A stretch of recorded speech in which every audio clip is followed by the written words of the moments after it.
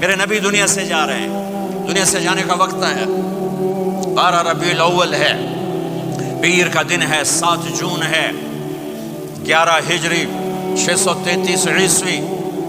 جبریل نے آ کے صبح صبح آپ نے ساری بیگمات کو بلایا، رخصت فرمایا، ملاقات کی، بیٹے کو بلایا، کان میں کہا میں جا رہا ہوں۔ وہ رونے لگی، رو نہیں، سب سے پہلے تیری میری ملاقات ہو گئی۔ 6 ماہ بعد بیٹی بھی پہنچ گئی باپ کے پاس۔ پھر داماد کو بلایا، ان کو ان کا سر اپنی گود میں رکھا، کمر پہ ہاتھ پھیرا، دعا دی، رخصت فرمایا۔ آخر میں اپنی آنکھوں کی ٹھنڈک کو بلایا، کون؟ حسن اور حسین، کہ میری آنکھوں کی ٹھنڈک حسن اور حسین، میرے جنت کے پھول حسن اور حسین۔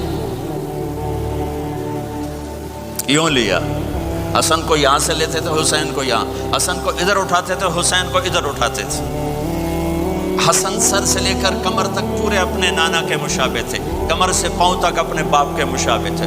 حسین اس کا الٹ تھے، سر سے لے کر کمر تک اپنے باپ کے مشابہ تھے، کمر سے لے کر پاؤں تک اپنے نانا کے مشابہ تھے۔ اس مشابہت کی وجہ سے آپ کہا کرتے تھے حسن میرا بیٹا ہے، حسین علی کا بیٹا ہے۔ آخر میں ان کو بلا کر یوں لیا، اور ساتھ ہی آنسو ٹپ ٹپ ٹپ ٹپ ٹپ ٹپ۔ بیویوں کو جدا کیا، آنسو نہیں، بیٹی کو جدا کیا، آنسو نہیں، داماد کو جدا کیا، آنسو نہیں، جب بچوں کو جدا کرنے لگے تو یوں آنسو۔ ایک کو زہر میں تڑپتے دیکھا، ایک کا کٹا سر نیزے پہ چڑھتے دیکھا تو آنسو رک نہیں سکے، دعا نہیں کی، ہاتھ نہیں اٹھائے، اللہ کی تقدیر کے سپرد کر دیا، اولاد کو ذبح ہونے کے لیے تیار کر لیا کہ کل میری امت اولاد کے پیچھے جھوٹ نہ بولے، رشوت نہ لے، حرام کاروبار نہ چلائے، دھوکہ نہ دے، فراڈ نہ کرے، بچوں کو کہاں سے کھلائیں، بچوں کو کہاں سے پلائیں، کہ یہ میرا حسین کا سر کٹ کے نیزے پر چڑھا ہوا ہے۔ کچھ نہیں بولے، رخصت فرما دی۔ جب سب چلے گئے تو جبریل آ گئے، آپ نے فرمایا کیا ہوا؟ خاموش کھڑے تھے، کہ موت کا فرشتہ دروازے پر ہے، اندر آنے کی اجازت چاہتا ہے۔ اپنے نبی کا مقام دیکھو، موت بھی پوچھ کے آتی ہے۔ آپ نے کہا آ جائے، آپ کی اجازت پر ملک الموت اندر آئے۔ اسرائیل کا السلام علیکہ یا رسول اللہ، کہنے لگا آپ پہلی ہستی ہیں، میں سلام کر رہا ہوں، میں نے کبھی کسی کو سلام نہیں کیا۔ کہنے لگا آپ پہلی ہستی ہیں، اللہ نے فرمایا تھا پوچھ کے اندر جانا، بن پوچھے نہ جانا۔ پھر کہنے لگے آپ پہلی ہستی ہیں، اللہ نے فرمایا آنا چاہیں تو لے آنا، رہنا چاہیں تو چھوڑ کے آ جانا۔ یہ وہ دربار رسالت ہے جہاں موت بھی پوچھ کے آتی ہے۔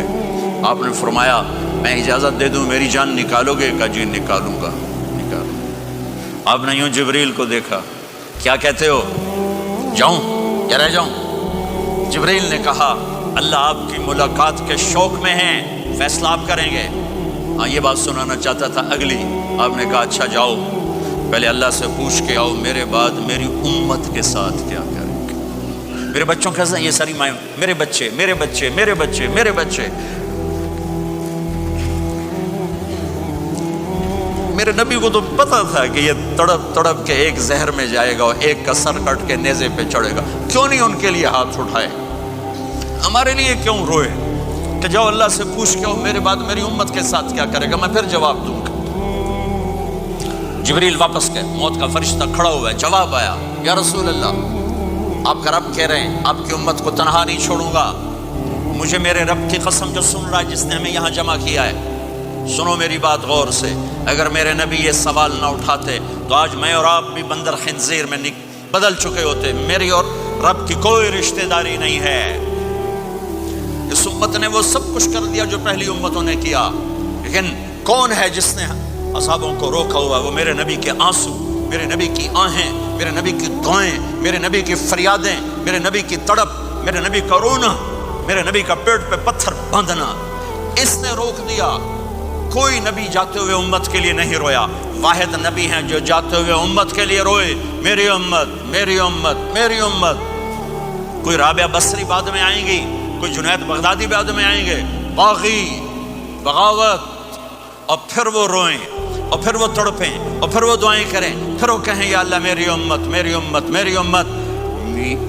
ہائے ہائے، اور جب اجازت دیتی ملک الموت کو کہ جاؤ اللہ کی تقدیر کو پورا کرو، تو پھر بھی امت کو سبق دیا، اے میری امت الصلاۃ وما ملکت ایمانکم، ایک نماز نہ چھوڑنا، ایک میری امت کے کمزور لوگوں پہ رحم کرنا، نماز نہ چھوڑنا، کمزوروں پہ رحم کرنا، نماز نہ چھوڑنا، کمزوروں پہ رحم کرنا۔ کتنی امت نمازی ہے، کتنے ہیں جو اپنے دولت اللہ دے دے تو اللہ کو یاد رکھتے ہیں اور کمزور